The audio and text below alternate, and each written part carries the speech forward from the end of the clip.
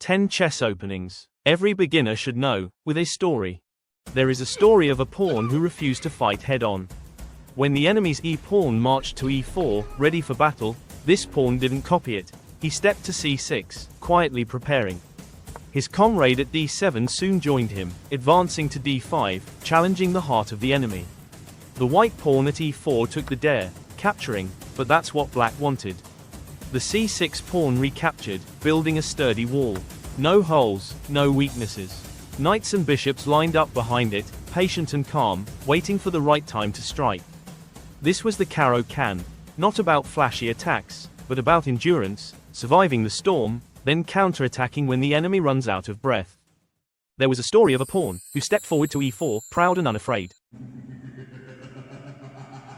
He wanted control, he wanted to rule the center. But something strange happened. Black didn't answer with symmetry.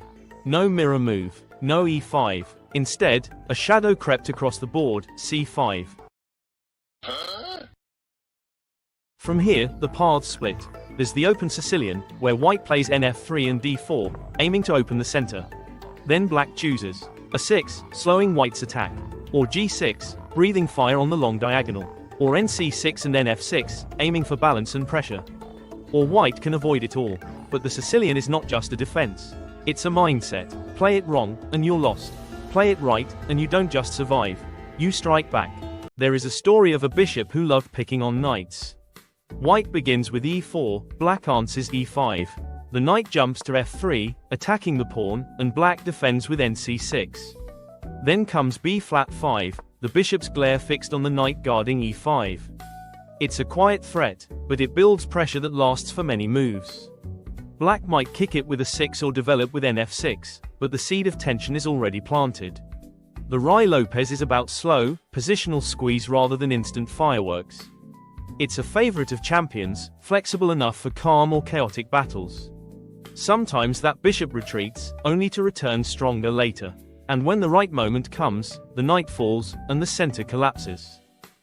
There's a story about a pawn that dares the opponent to be greedy. White plays d4, claiming space. Black answers d5, meeting it head-on. Then c4, the gambit, offering the c-pawn. If dx-c4, white responds with e3, planning to regain it while building the center. If declined, both sides fight for control with moves like nc3 and e4.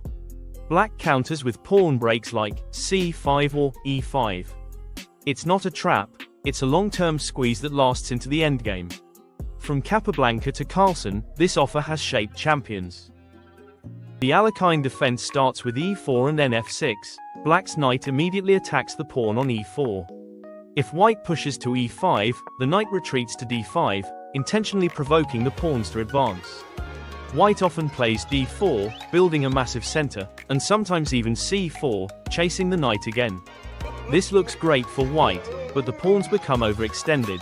Black's plan is to strike back with moves like d6 and c5, hitting the base of the pawn chain. Once the center starts to crumble, black's pieces become active and target the weaknesses. The Alekhine is all about tempting your opponent to overreach, then breaking their position apart. They say the best way to stop an invasion is to lock the gate before it starts.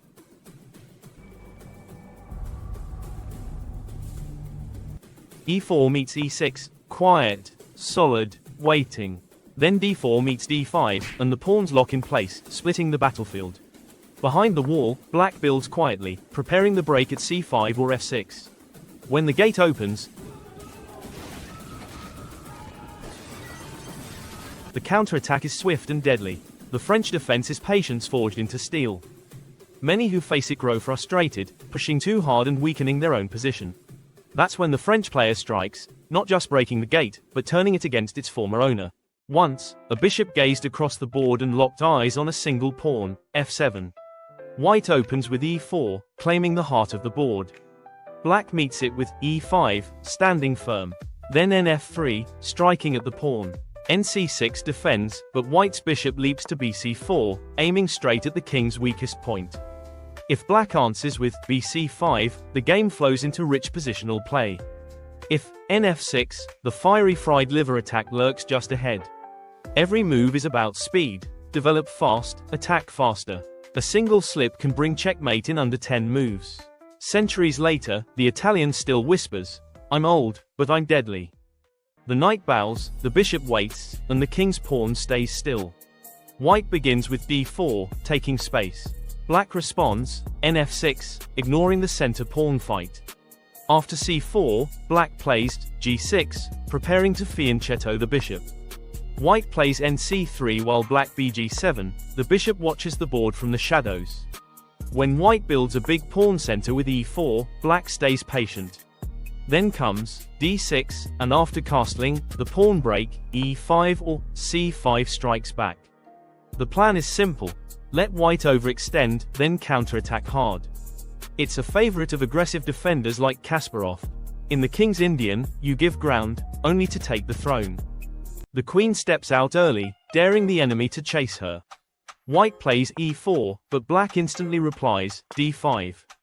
If exd5, the queen recaptures with qxd5.